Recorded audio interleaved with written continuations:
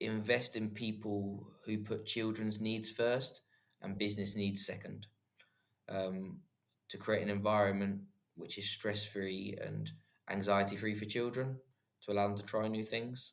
Um, I think by putting children first and business matters second, which is something we work really hard on doing, if a child needs that coach's support, they finish at 4:30 and they really need that support, chatting to the parent till 4:45, I'd rather get an overtime bill from my team member who's really tried to help that child and put the business needs second and something I haven't budgeted for because we've really put the child first rather than the other way around. So I think employing people who understand your why makes a big difference. If they get what your why is and that becomes their why, and you as a company really invest in people first, they'll put children first. Hi, and welcome to the Active Code podcast, brought to you by Aspire Active Partnerships.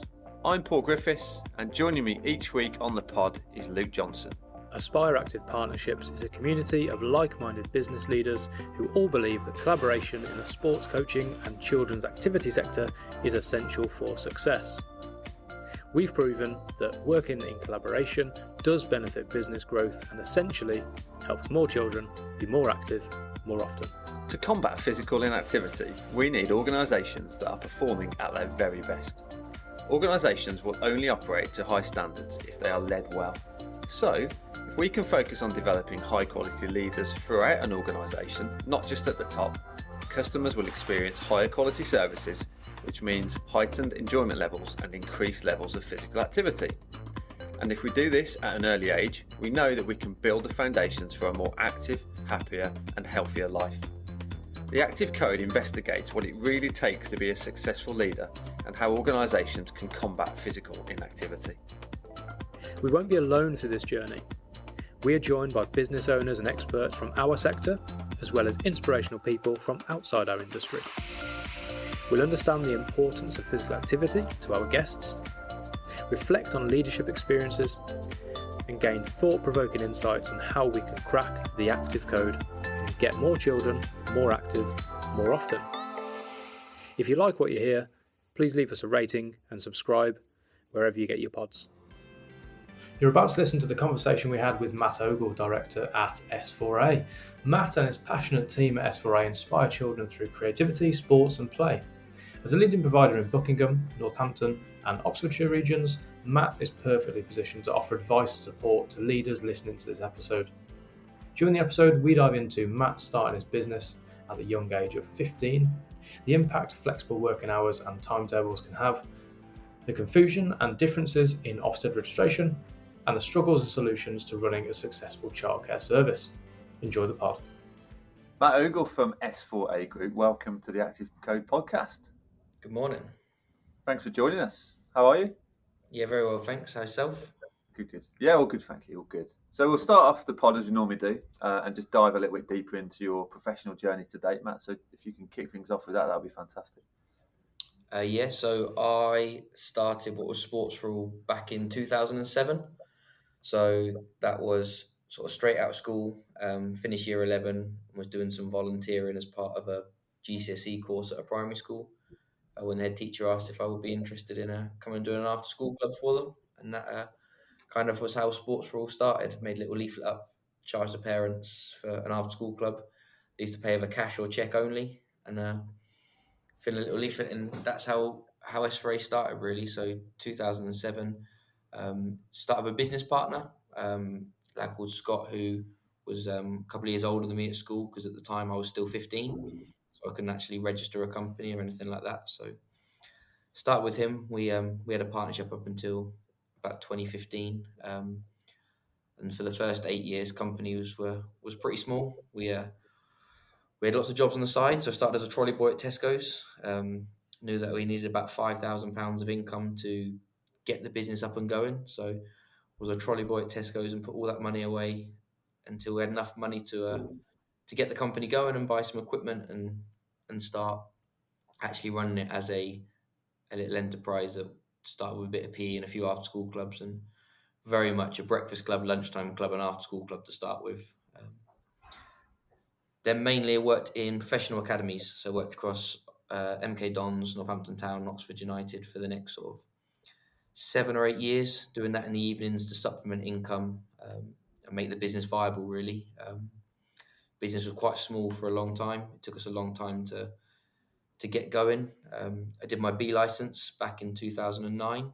That allowed me to move on from doing the sort of community coaching into the academy-based coaching. And the business stayed very much the same, grew quite slowly. Employed our first employee called Adam, who's now operations manager. Employed him back 14 years ago, and he's been with us ever since. And then in 2015, me and business partner decided to go different ways. He set up his own thing and did something else, and I moved what was Sports for All into, well, first of all, S4A Sports for All Limited, and then previously after that, S4A Group, and moved into the childcare sector, which is where most of our work comes from now. So wraparound cares, holiday clubs, Ofsted registrations. About 2015, we made that decision to become a limited company and go from a sort of sole trader partnership into something a bit more serious, and try and grow it and expand. And sort of since then, sort of been going fairly rapid growth into where we are now, which is lots of wraparound care settings, lots of holiday clubs.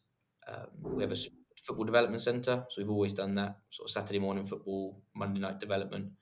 We have our own NCFE or BTEC, which is going to be moved back to programme starting September 24.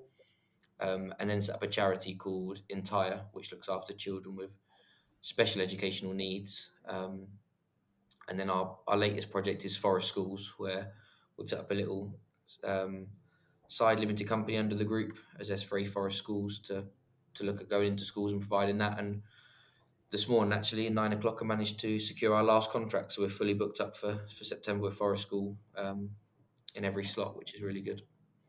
And that kind of takes us to today, where we're looking at expanding, and our biggest project now is moving into a new premises, which we're looking at doing from June the 1st, having our own bigger home rather than sort of rented offices.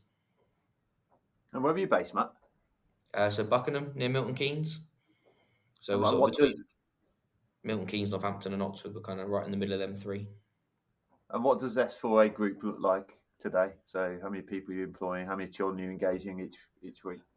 In terms of employees, I think we are 65 on payroll, and then we have a few consultants here and there, and then we've got 15 jobs out at the minute, of which we're going for interviews at the minute. So we'll be a team of around 75 to 80 come September.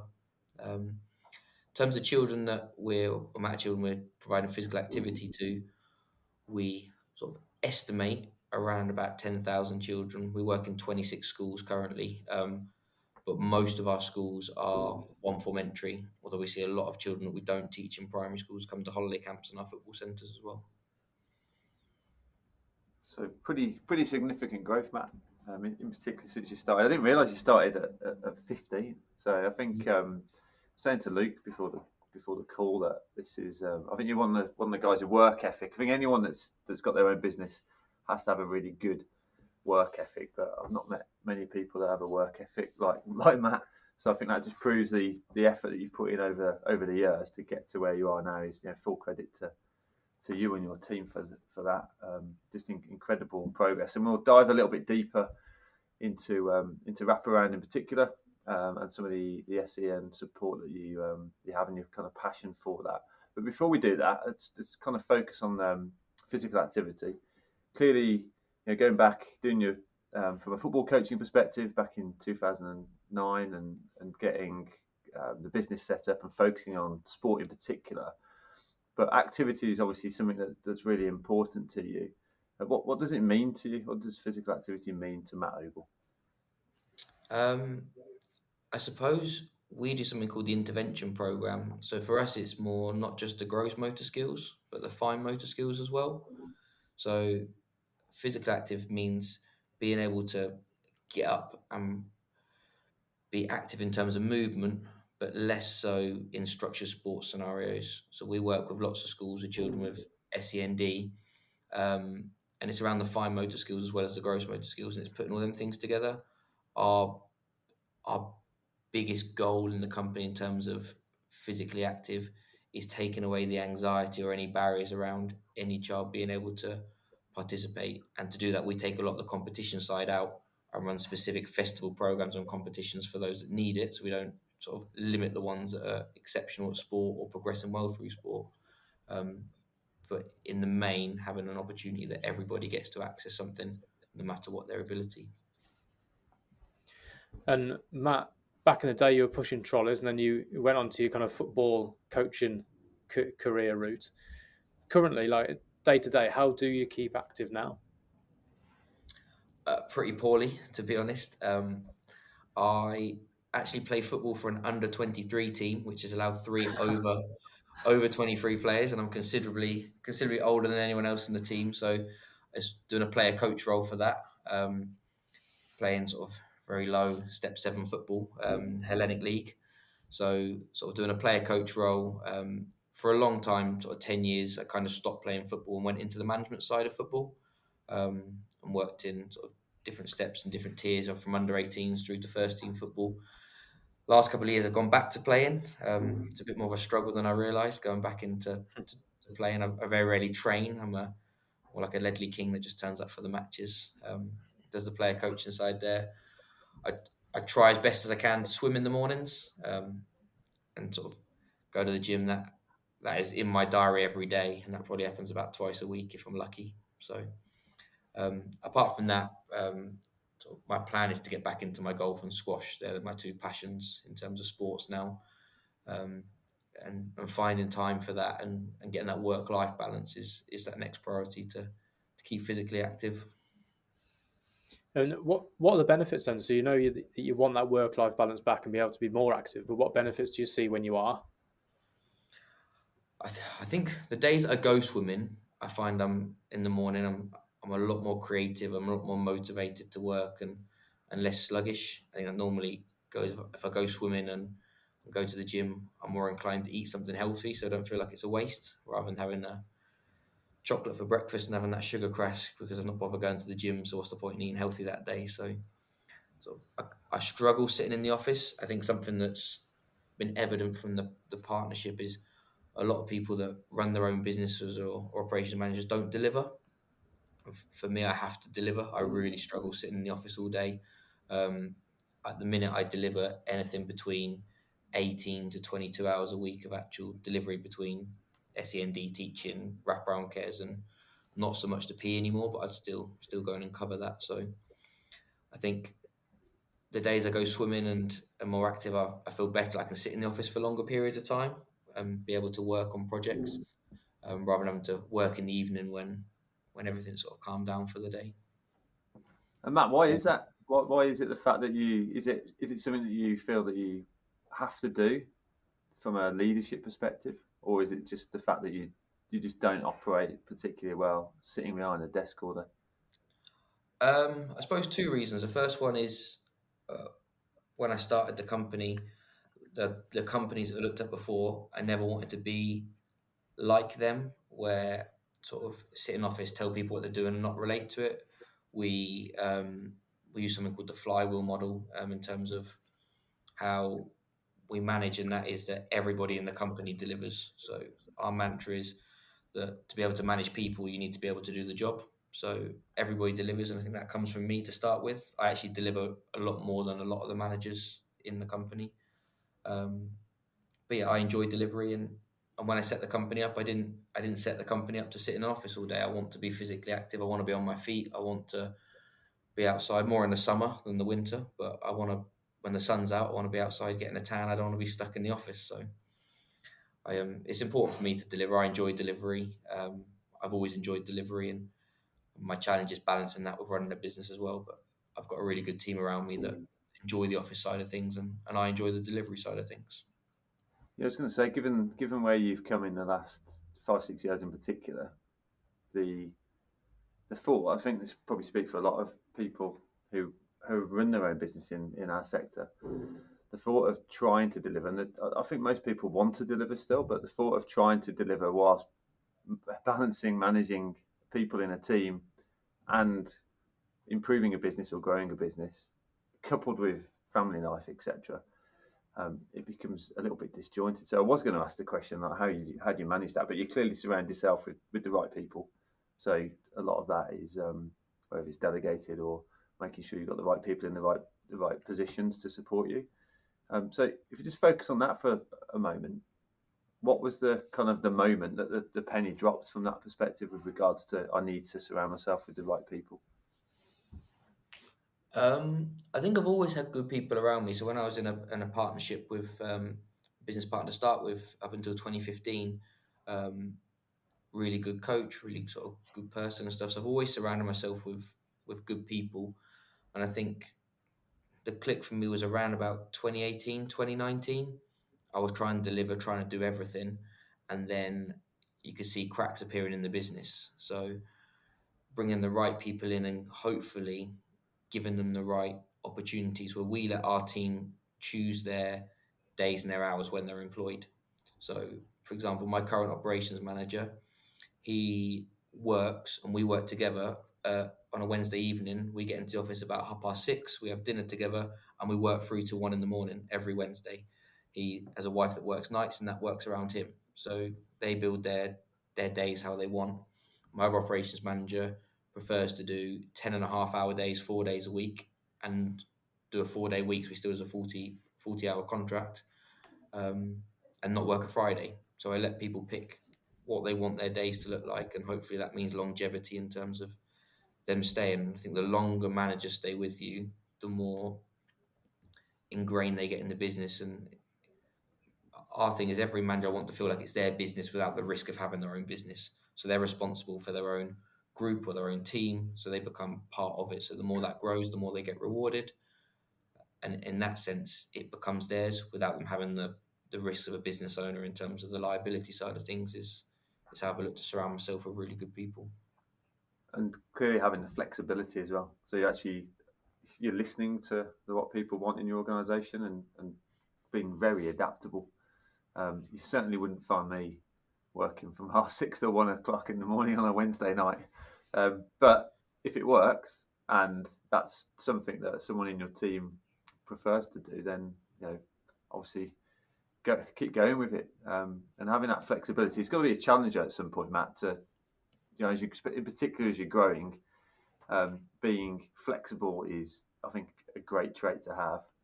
But as your team grows and you've got more people coming on board, I guess it comes to a point that the flexibility can only be so much flexibility. So it's not. I'm guessing it's kind of on your terms as well as the terms of the manager. In terms of the flexibility side of things, we dictate to a point. So 3 till 6 is a really busy time for us. So our team deliver there. But for example, our job adverts went out. We've put 6 job adverts out for. We need around 15 team members to join us now, ready for September. We've had well over 100 applicants and some really, really, really good ones at that. And the whole job is we work holidays, we do wraparound care, we do breakfast clubs, and they can work around us. So we have people that apply saying, I want to work a Monday, Tuesday afternoon. I want to work 40 hours in the holiday, but I only want to work 8 hours in the term time. And our staffing group probably changes a lot to a lot of the team. A lot of our team are 50, 60 parents and grandparents that deliver our childcare. So they want a lot more flexibility, and their benefits and their needs go around their children and their grandchildren. So we have lots of people that might do 2 breakfast clubs and 2 after school clubs because that fits around their childcare situation. We might have uni students and things that don't work between 9 and 3, and they come and work 3 till 6 to us. So because we don't just employ sports coaches, we're able to get a lot more flexibility than having to fill in the 9 till 3 side of things every day. And recruitment's a massive headache in the sector at the moment, Matt. It has been for quite a while. So as well as the flexibility side of things, how do you stand out from the crowd? You said you've got about 15 job adverts or vacancies out at the moment. So what are your kind of strategies in terms of standing out as a employer that people want to come and work for? I think it's about being transparent about what the business is like. For example, when we do appraisals, when we do reviews, the member of team, they build their ladder and their strategy of how they want to grow. So if they come to me and say, my next step is to reach X amount of money and I want to do it in this amount of time, it's then being transparent and saying, no, you're well off that. That's not where I see you. It's probably best we we reevaluate your goals or you look elsewhere, or I say that okay, but that comes with this responsibility and this pressure and this kind of management role, and they work the ladder together. So we don't get to pay and performance review once a year and sit down and they get a random explanation of they might be rewarded with a pay rise, but we have a 3 year, 5 year plan with steps along the way. So they know coming into each meeting and review whether they're on task or not. So there's no kind of like surprises in pay and performance reviews. And then a lot of our recruitment side of that becomes word of mouth. Our teams stay for a long time.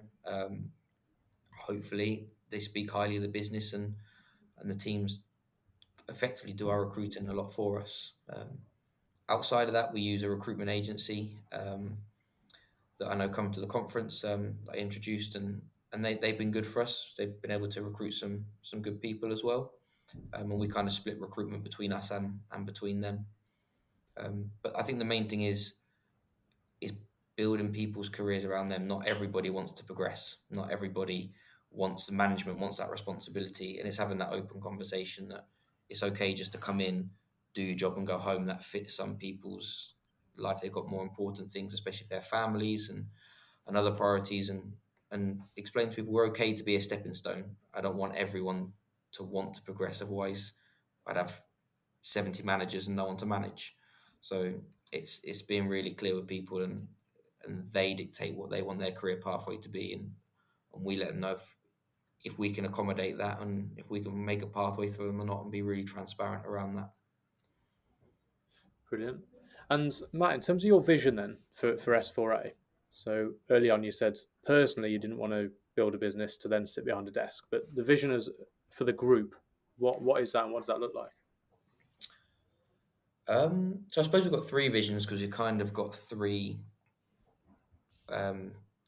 separate entities. So we've got the S4A group, and the main vision around that is to take any perceived guilt away from needing childcare.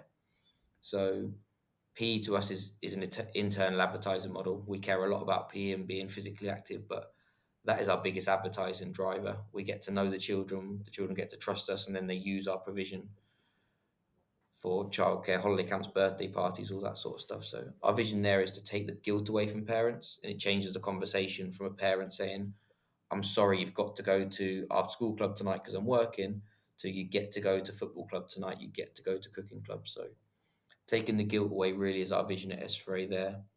In the development side of things, the football development, I've worked in academies, and there's lots of things I like about academies and lots of things I really struggle about them. So ours is develop each child to their next level. So we take children that have never played football before and get them to a grassroots team. We take grassroots children and try and push them to academies, but it's all about them.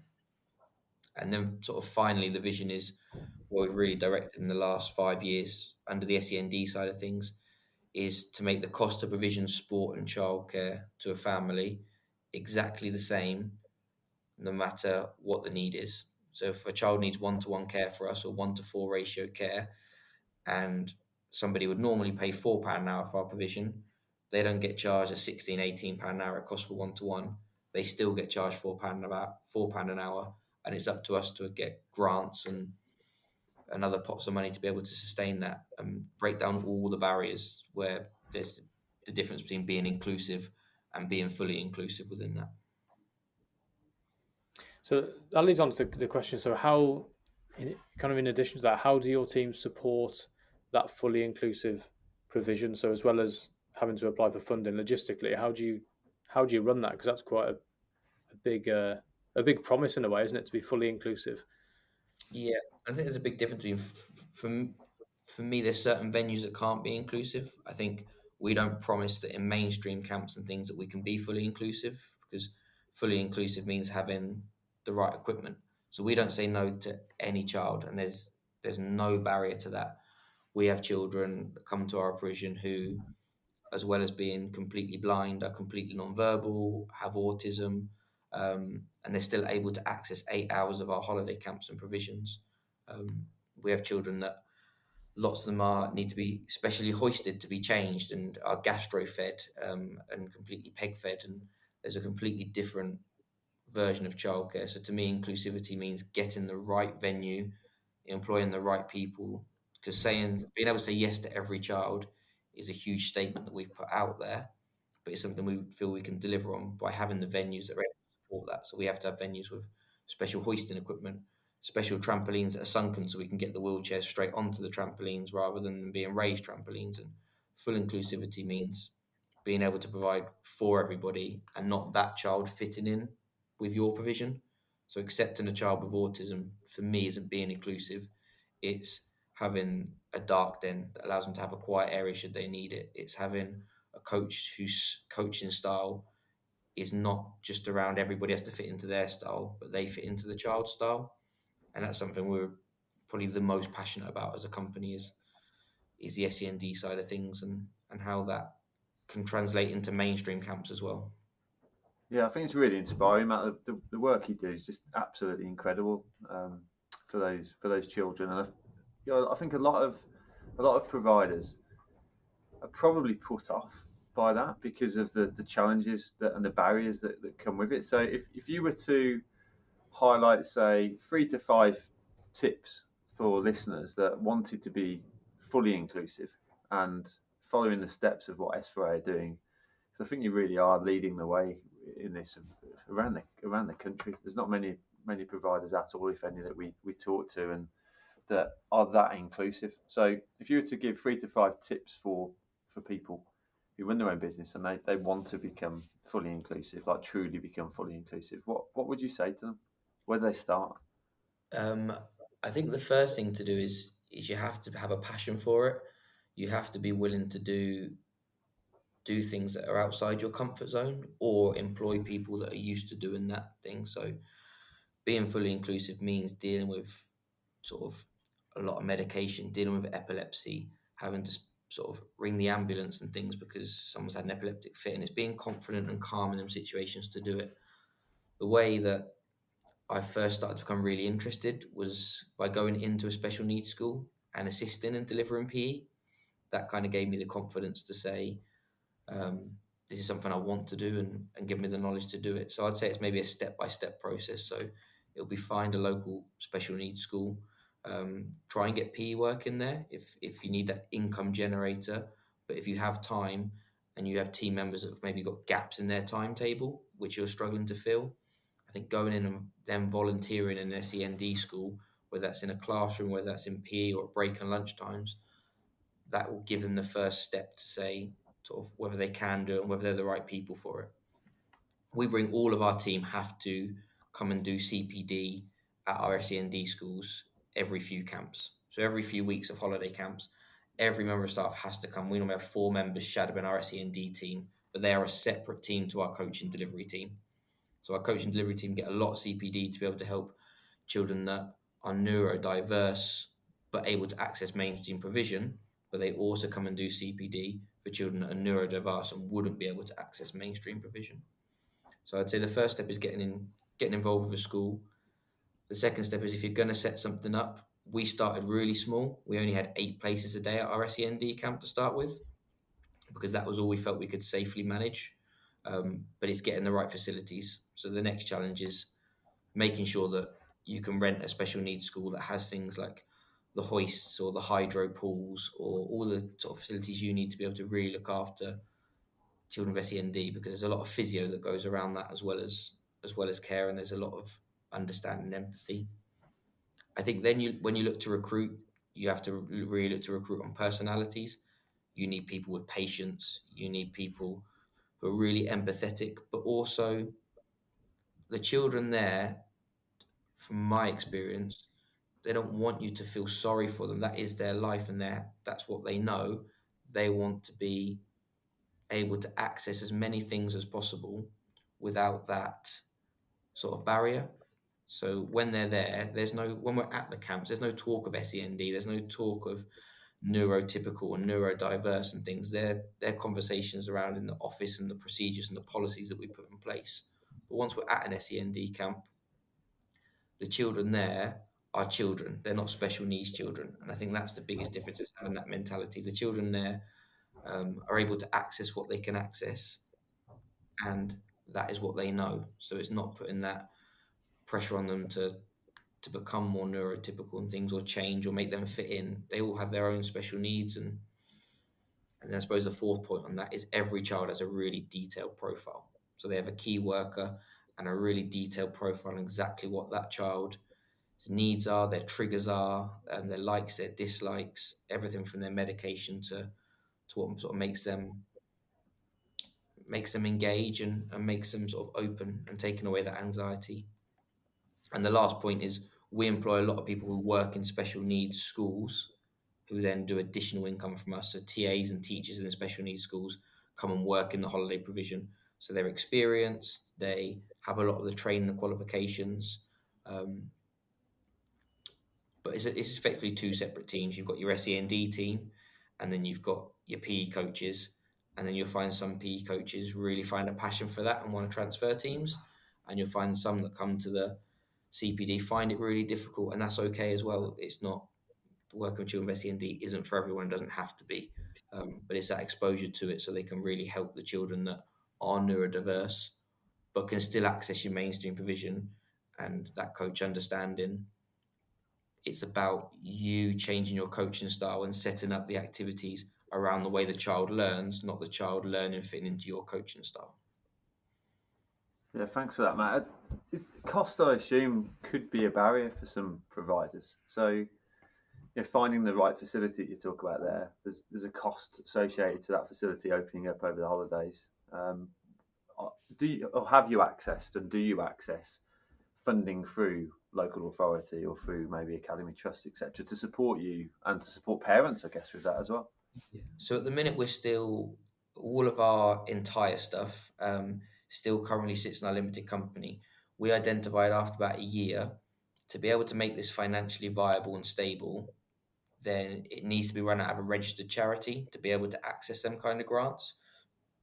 So we're going through the charity application at the moment to be able to become our own registered charity, so that we can go to the council and different grants, and we can take funding. So I can effectively say to a parent, it costs you £4 an hour to book a holiday camp, the same as it would for a mainstream parent. But it cost me £16 an hour to be able to pay a staff member one-to-one to look after and all the extra training they need. But then the grants then fund that. That's our vision. At the moment, while doing a limited company before looking at registered charity status, it's linking with charities. So we have two fantastic charities that we work with currently. So one's Bucks Action for Youth, and the other one's Charity Chat. And Bucks Action for Youth, effectively, they're a charity who use us as one of their providers, where they have lots of children on roll, and they effectively say to the children, it's £3.33 an hour to book a session at Sports for All. And then we might need to charge, say, £6 an hour for a 1-to-4 ratio, or £7 an hour for a ratio. And the charity then subsidises the income for an allocated amount of hours per child per year.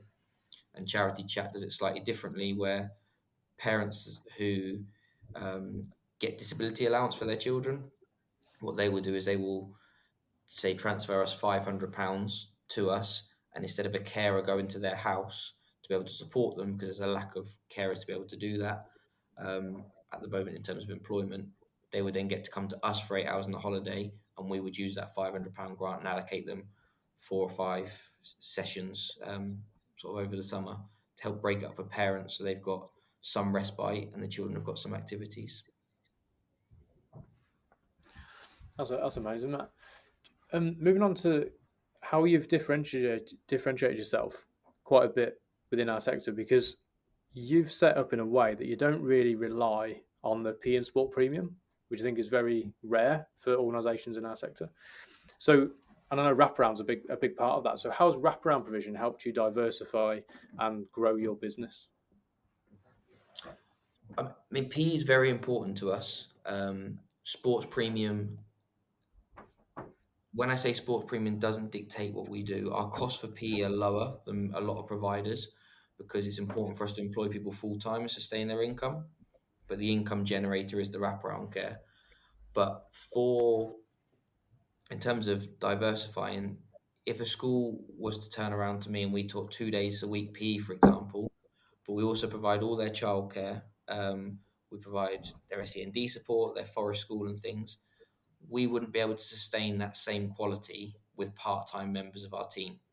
So we have to have the PE to ensure we can employ people full time. So if a school was looking at their wider provision, and they might look and say, well, we could lose 2 days of PE to save some money in the budget because sports premiums may be gone and they pay us out their core budget. For us, then we wouldn't be able to run the wraparound care or the forest school or the intervention program on part-time and bitty hours. So full-time team members are something that's integral to us. So the PE is very important that we have it, but should the sports premium go, um, the hope and what's happened so far is the schools will happily use their core budget because they're earning income off us. So wraparound care, I'm paying them money to rent their facilities. So when you work out what they pay us for the PE and what we pay for the facilities, it's a smaller cost to them. It's more manageable at the core budget should it need to be if the sports premium ever goes. Excellent. And early on, you talked about how one member of your team has been with you for 14 years, I think. Adam's been with you for a very long time. So, onto leadership. If we asked Adam or another colleague about your leadership style, what would they say? I suppose I'd have a positive and a negative answer to that. So I think the positive answer is we run a flywheel model for leadership. So job descriptions for us outweigh hierarchies. So those that have a responsibility within their job description are in charge at that moment in time, not the title. So in that case, for example, I like delivering, so I'll often be a play leader. So I'll go into an after school club and I'll be there 3 till 6. I'll have a settings manager that is above me because I'm just a play leader, and they will manage me as a play leader, not as a director. And that flywheel model means that if you imagine it as a wheel, they're at the top for that moment in time, so they are in charge of me. My area manager will come in, and if I'm not doing what the area manager expects, the area manager is my boss for that moment in time because their role is to make sure that the wraparound care is on point, and my job at that time is a play leader. So that flywheel model gives people a lot of responsibility and a lot of freedom. So I'd say that would be the positive answer they say. I think the negative answer to that is giving lots of people freedoms to be on top is hard in leadership. It's a hard call to be an operations manager or a director and allowing somebody on a hierarchy pyramid who effectively looks like they sit below you to become your manager. And sometimes you can go too far with the trust and the freedom of team members. So I think the way I want to lead business and the way I want to do it differently creates challenges. But I think overall the leadership style is invest in the people and they'll look after the children is what our mantra is. So they know that's at the core. So whether there's positive or negative bits, they know that the children come first, and that's what everything we do is about. And empowering people to do that is how we think best. So the leadership style around this flywheel model works for us, but it's not a book and it's not something you can follow, and it's not traditional. So it's hard to take inspiration from other companies and other sectors when we're trying to do it so differently. But it's something that's really important to us, or certainly important to me. Yeah, so it's so unique. Again, I think you're very kind of diversified yourself as a group to having that model in place. Is there anything particularly from your point of view that you're working on to become a better leader at the moment? Yeah, I suppose the things that I really look at is something I've really looked at is how reviews and pay and performance reviews and that works. As our team's got bigger, it could be really easy for me to kind of like farm that off to somebody else. But I think knowing everybody as a leader and knowing what interests them and what their goals and aspirations are make it a lot easier to work on par with someone. I'm really keen as a leader that, for example, I wear a tracksuit every day, the same as everybody else. I don't diversify so much. I don't come in a different outfit and things. I go and deliver, and I try and be on par with people in that sense. So the thing I'm really working on now is the people that we employ. We don't use the word staff members.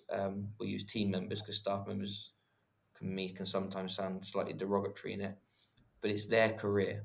So it's their journey in their career. We don't want to be a churn model where I could just fill that person's job with the next person that comes in. It doesn't matter if they leave or not. So to become a better leader, I'm really working on how I can get to know people and then be in charge of their career and their journey. So, should they wish to become an operations manager in 5 years' time, it's my job to either let them know that's not on the radar for me or enable them to get there at every step of the way. So I'm working really hard on really getting to understand what their triggers are, and if they've got children, or if they're 18, 19 and out of school without children, they've probably got very different priorities.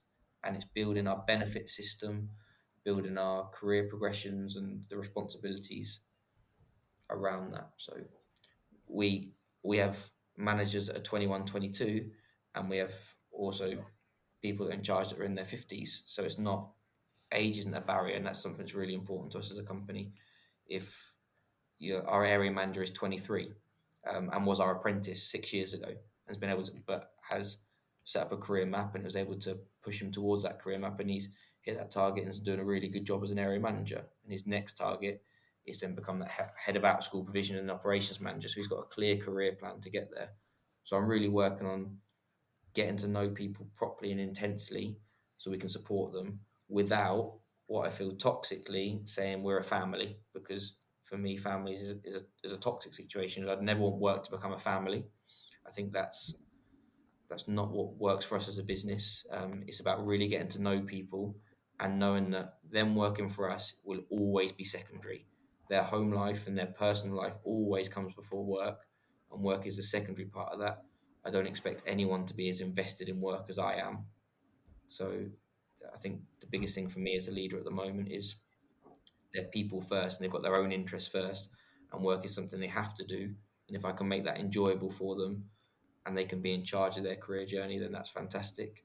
And if not, have that transparent conversation to say that they're maybe not the right mold or the right culture for us. And what does the future look like, Matt, for S4A? Where are you in 3 years' time? Oh, I think we've kind of put a little dot on where our offices are, and we've drawn a circle around that and said we only really want to deliver within this area. I don't have any aspirations to franchise, which is why I was really interested in getting involved in the Wraparound Care Plus program, being able to support companies outside our area who we could have easily seen as competition, being able to enable them to grow and support them. I think our biggest thing at the minute is we're not planning on getting much bigger and taking on many more schools. We've kind of got a goal in mind about size we want to get to, and then it's just with improving quality within that size. Bigger for us is becoming more inclusive, more open, and providing more opportunities and better opportunities with as our team become more experienced and more qualified and are more in tune with what we're trying to do. Our business growth isn't for us money driven. I mean, every business has to be money driven, but myself, I'm not materialistic in that sense. So earning lots of profit in a business isn't what my goal is. It's being able to provide a really good life for everyone that works for us. Everyone should be in a position that works for us to be working towards an income that can provide them a mortgage. And that's really our goal as a business over the next 3 years, that everyone can comfortably come in at a starting wage where they've not got to decide between doing a job they like because they really like the job and having to take a lower wage. So it's trying to bridge that gap for us. So you don't have to go and become an estate agent, for example, and do a job that maybe you don't want to do because it doesn't fit your personality, but it pays better. So we're bridging the gap over the next 3 years. That it really is the goal. Our team members are on wages that mean they don't have to choose between doing what they like and earn a wage that they need. Yeah, it's great, Matt. You mentioned the Wraparound Plus program there. I think it'd be wrong if we didn't do a little plug. So do you just want to share with the listeners what the Wraparound Plus program is and what it's all about? So effectively that's S4A, us working with Aspire on helping support companies that are part of the Active Network to flip from being your traditional sports coaching companies to being Ofsted registered wraparound care. And I think it's helping them get that gap between there's being running a holiday club on the voluntary or compulsory register to running wraparound care on holiday clubs on an early years register is a very big shift. And I think going from a sports coaching company to a holiday club, which is voluntary registered, is a world away from going to a holiday club that is Ofsted registered voluntarily to becoming a wraparound care provider and looking after children 4 hours a day, every day, and then 8, 10 hours in the holiday. So wraparound plus is 7 face-to-face workshops with loads of support in between on taking your company through every step from recruitment to Ofsted processes to activity plans and helping companies flip their sports coaching company to a childcare model or sports and childcare model and really make them recession proof. And then I suppose off of that, you're looking at the support package afterwards when they finish that 7 month program, how they get fully supported to grow from what we did. And we made so many mistakes when we first went onto wraparound care. We luckily got some really good advice for some people at the county council who supported us through, but we made so many mistakes and we're doing so many things which could have been way more watertight if I was given advice from the time or I had somebody around that was able to support. So it's really been able to give that back to companies so they don't have to go through the same mistakes I've gone through. Yeah, it's a really good point. I think too many people think we're going alone and we don't need help, we don't need support. We've certainly been there. We've made loads of mistakes, which obviously then costs money and time. It pulls on your resources. It can disrupt the culture. So the way you talked about wraparound plus there being it's almost like a holding people's hand, isn't it, and guiding them through that process, so they don't make those mistakes and they don't waste time and money and effort in something that actually doesn't work. So it's like kind of a proven solution, I guess, Matt. And most importantly, from just kind of turning this back around from an activity perspective, wraparound is a massive opportunity to engage more children in physical activity opportunities, and that's not just sport related. It really is, and I think recently YST and I think the minister actually said that wraparound needs to be looked at a viable option for schools to engage all of their children in at least 30 minutes of activity per day. And if we can get more organisations understanding how that's possible, then it's going to have a huge knock-on effect as well. So, yeah. We finished off, Matt, on the pod, just asking for business leaders to share with us what their free books, podcasts, or people maybe that you would recommend listening to, talking to, watching, reading to improve their leadership skills. So what are your top 3 tips? The first book that I really read and got me thinking about a different change in leadership was The One Thing by Gary Keller. I'm terrible at practicing it, but the actual principles of the book are really sound, and I really enjoyed that. I think after that, sort of, I become a lot more interested, especially looking at neurodiversity. I become a lot more interested in the neuroscience around how people think. So reading the Chimp Paradox was a real eye-opener for me, and that was a big shift in my mentality between the chimp and the human, the computer side of the brain. And then after that, that's a book by Steve Peters. He's gone on to write another book, which I'm currently listening to as an audio book now, which is called A Path Through the Jungle. And that's sort of the move on from after Chimp Paradox. And that really breaks down the neuroscience about why people think the way they do and why they react the way they do. For me, my biggest challenge is becoming a better leader. And to do that, I think the first thing I want to do is be able to really understand people better. And them 2 books especially sort of help me understand how people perceive me and perceive the company and perceive each other, and really try and build something that works for them rather than me just making assumptions on them all the time.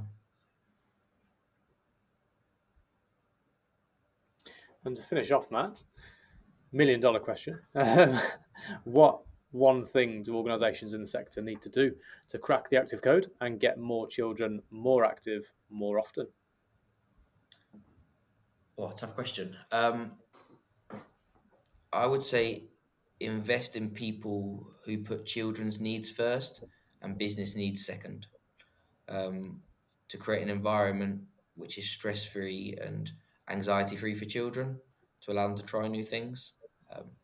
I think by putting children first and business matters second, which is something we work really hard on doing, if a child needs that coach's support, they finish at 4:30 and they really need that support, chatting to the parent till 4:45, I'd rather get an overtime bill from my team member who's really tried to help that child and put the business needs second and something I haven't budgeted for because we've really put the child first rather than the other way around. So I think employing people who understand your why makes a big difference. If they get what your why is and that becomes their why, and you as a company really invest in people first, they'll put children first. And I think that takes away the stress and the anxiety and a lot of the barriers around physical activity. And what a great way to finish, because I think that's really come across in the last 45 minutes of the pod. I mean, you really do put people first, and that's obviously your team members and most importantly the children. So thanks so much, Matt, for your time today. It's been really good to learn more about your journey, and hopefully, well, not hopefully, I'm sure listeners will take a lot from this, whether that's becoming more fully inclusive, or looking to go down the wraparound route, or just listen to some of the insights and knowledge you have about leadership in particular, and managing people. So yeah, thanks so much, Matt, for your time. Really appreciate it. Yeah, lovely. Thanks. Much appreciated. Thanks for having me on. Join us next time for the Active Code podcast. Remember to subscribe to the podcast so you don't miss an episode. You can connect with us on Twitter @aspire_partners and find out more about us and the network at www.aspireactivepartnerships.co.uk.